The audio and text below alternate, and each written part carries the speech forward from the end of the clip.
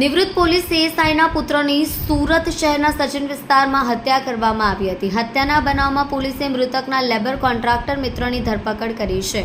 આરોપીના પત્ની અને દીકરી વિશે આપત્તિજનક ટિપ્પણી કરવા મામલે આરોપીએ ઉશ્કેરાઈને ગેસના બાટલાથી હુમલો કરી મૃતકની હત્યા કરી હતી. તારીખ 3 ઓગસ્ટના રોજ સુરત શહેરના સચિન શિલાલેખ અપાર્ટમેન્ટમાં આવેલા ફ્લેટ નંબર 202માં રવિન્દ્રકુમાર સંતોષ પાટીલની હત્યા કરાયેલી લાશ મળી આવી હતી.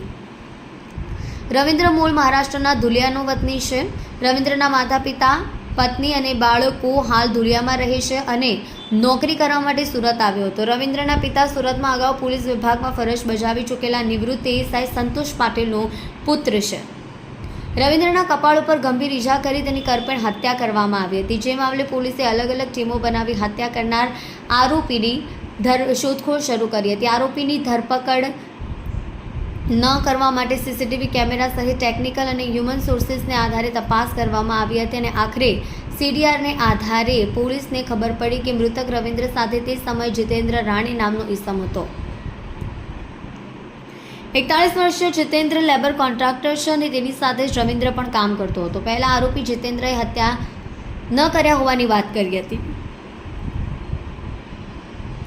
પરંતુ પોલીસે પૂછપરછનો વિડીયો ફૂટેજ લઈ એનાલિસિસ કર્યું ત્યારે તેના હાવભાવ સામાન્ય ન દેખાતા તેની કડકાઈથી પૂછપરછ હાથ ધરવામાં આવી હતી અને આખરે તેણે પોલીસને સામે કબૂલાત કરી હતી કે રવિન્દ્રની હત્યા તેણે જ કરી છે. પત્ની અને દીકરી વિશે આપત્તિજનક ટિપ્પણી કરી હતી. આ સમગ્ર મામલે ડીસીપી વિજયસિંહ ગુર્જરે જણાવ્યું હતું કે મૃતક રવિન્દ્ર આરોપી જીતેન્દ્રનો મિત્ર હતો. બનાવના દિવસે રાત્રિના સમયે બંને એક સાથે હતા. આરોપી જીતેન્દ્રની પ્રેમિકાને લઈ મૃતક રવિન્દ્રએ ટિપ્પણી કરી હતી અને તેને બોલાવવા માટે કહ્યું હતું. ત્યાર પછી રવિન્દ્રએ આરોપીની પત્ની અને દીકરીને લઈને આપત્તિજનક ટિપ્પણી કરી હતી. રવિન્દ્રએ આરોપીને પત્ની અને દીકરીને રૂમમાં લઈ આવવા માટે કહ્યું હતું. તેઓ વધુમાં જણાવ્યું હતું કે રવિન્દ્ર દ્વારા આરોપીની પત્ની દીકરી પર કરાયેલ ટિપ્પણીને લઈને ઉશ્કેરાઈ જતા આરોપી જીતેન્દ્રએ ગુસ્સામાં રસોડામાં જઈ ગેસનો બાટલો લઈ રવિન્દ્રના મોઢા ઉપર ઉપરા છાપરી 3 વાર કર્યા હતા, જેને કારણે રવિન્દ્રના માથાના ભાગે ગંભીર ઈજા પહોંચી હતી અને તેનું મોત નીપજ્યું હતું. ત્યારબાદ આરોપીના ઘટના સ્થળથી નાસી ગયો હતો. આરોપીની ધરપકડ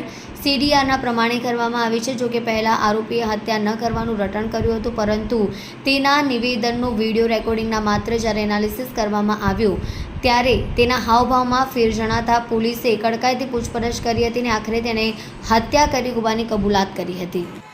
કલ્પેશ રાણા સાથે જોતા રહો ન્યૂઝ 9 ગુજરાતી, સુરત.